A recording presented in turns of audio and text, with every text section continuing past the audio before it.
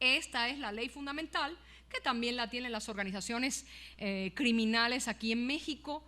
Quien delata, quien decide apoyar en alguna manera como colaborador a la autoridad, pues sabe que a la larga él o su familia, o sea, sufrirán por ahí grandes perjuicios, y ahí está la vida, sobre todo la vida de él y de su familia.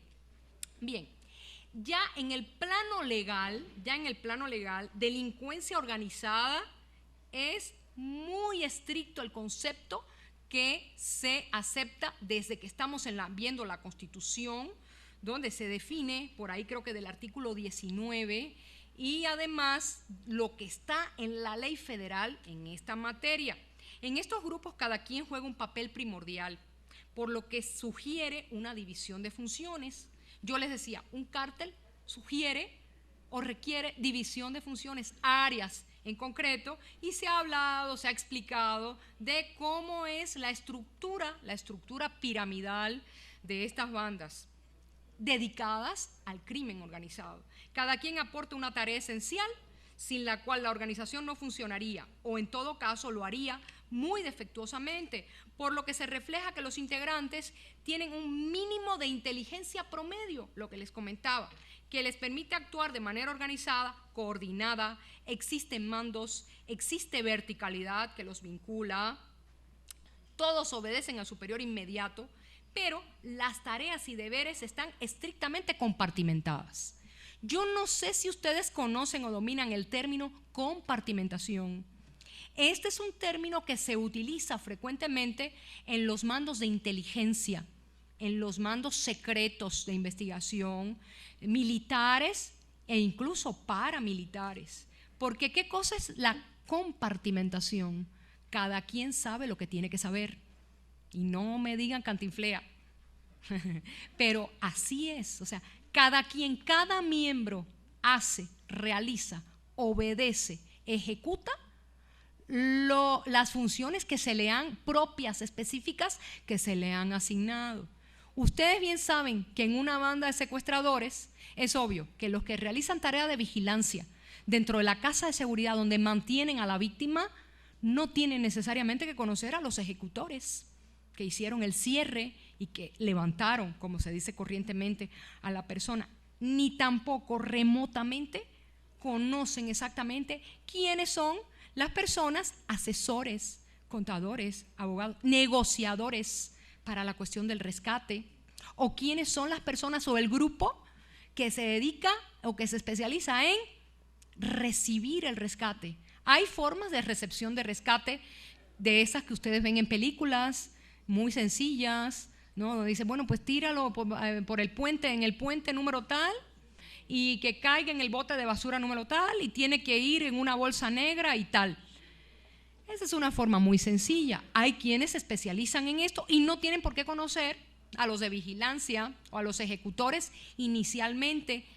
Tienen el dominio del hecho solamente ahí. Sin embargo, por la pertenencia a esa organización, para poder acreditar el delito, necesita un trabajo muy fuerte, una capacitación muy fuerte. El fiscal, Ministerio Público, que esté preparando la carpeta de investigación, porque independientemente de que este es un delito autónomo, la pertenencia a la organización delictiva, se requiere también como mínimo saber a qué tipo de actividad se está dedicando esa banda, porque en la ley federal para el combate a la delincuencia organizada no es igual la punibilidad que se puede imponer para un capo o para un capi di tutti capi, o para un ejecutor o para un instigador, pero porque todos están dentro de esa banda y cada quien está compartimentado. Pero yo requiero algo más importante. Si yo voy como Ministerio Público a acreditar un caso de pertenencia de grupo, integrantes de un grupo delictivo en delincuencia organizada, yo requiero además, para efectos de la punibilidad, de aplicación de la pena, yo requiero saber cuál es la actividad básica, esencial, las actividades, no solamente la pertenencia, porque en dependencia de la actividad, así será el grado de la pena a imponer.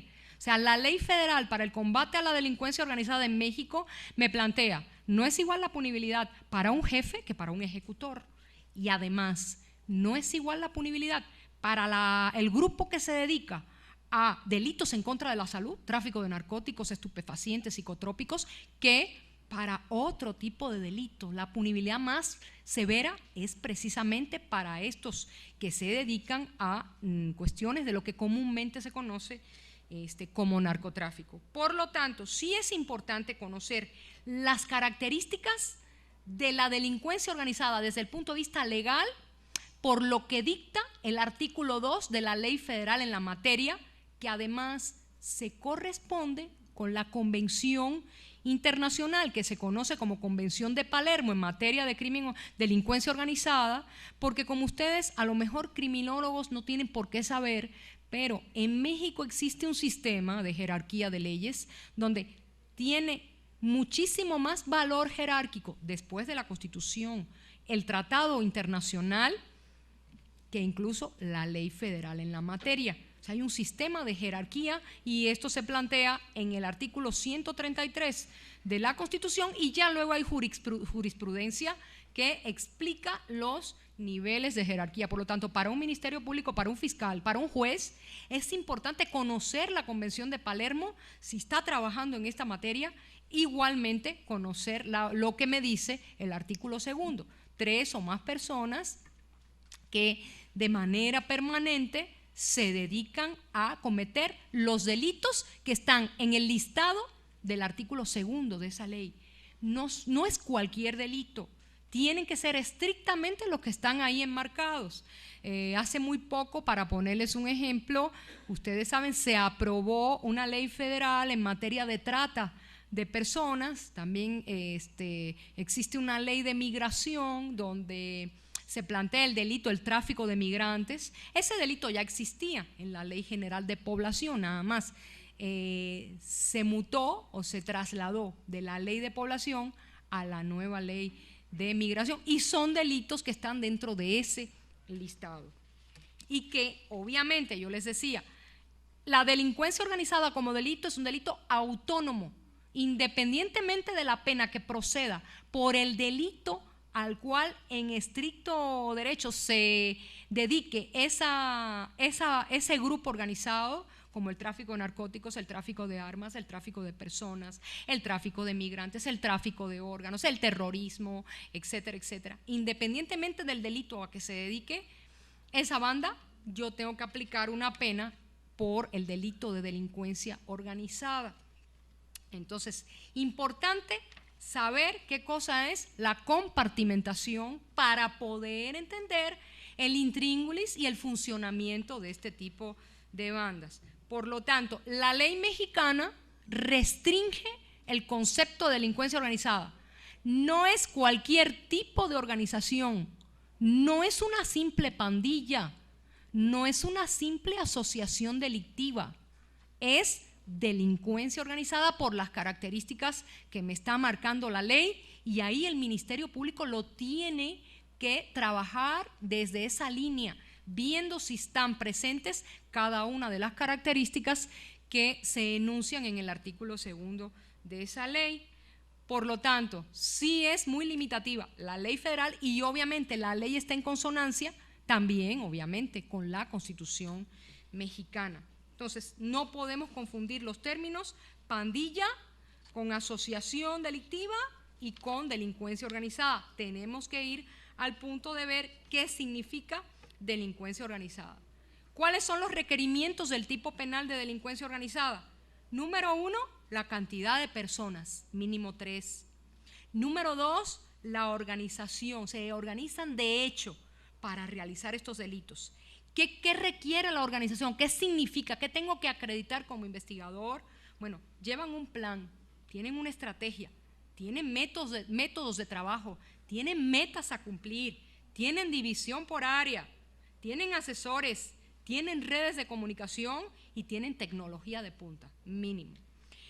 Permanencia o reiteración dentro de esta organización. Una estabilidad en ese cártel, en ese grupo. Debe haber una estabilidad en el funcionamiento. Las conductas, ya sea por sí mismas o unidas a otras, tienen una finalidad delictiva. Aquí hay que ver cuál es el delito en específico. Esa es una característica que yo les comentaba muy importante. Y luego, dicha finalidad tiene un constreñimiento. ¿A qué? A los delitos que están en el listado del artículo 2.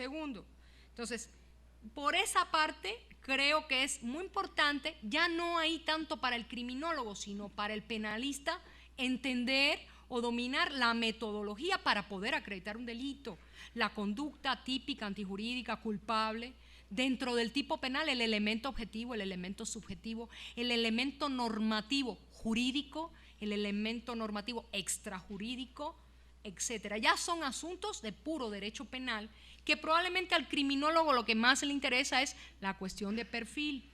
Dicen que la criminología está en declive, yo no me voy a meter ahora en ese tema, pero nada más recordarles o que busquen alguna jurisprudencia o tesis por contradicción que generó jurisprudencia en la Corte en cuanto a por qué México, hay un momento determinado de la historia del derecho penal mexicano, por qué en México, dice la Corte, hay un momento donde se rechaza la posición positivista. César Lombroso, por allá. Entonces, eso ya no me voy a meter en ese tema, pero si hay preguntas, pues yo podría también contestar lo que ustedes consideren. A pesar de la represión y a pesar de la severidad que refleja la ley federal mexicana, donde, fíjense, es puro derecho penal del enemigo en el punto de vista de que no hay beneficio de prisión preventiva, existe la duplicidad en el plazo, existe la reserva de datos del acusador, existe la figura de la denuncia anónima, que eso es un tema también muy controvertido, ¿no? Los arraigos y la restricción de los beneficios penitenciarios también está muy fuerte.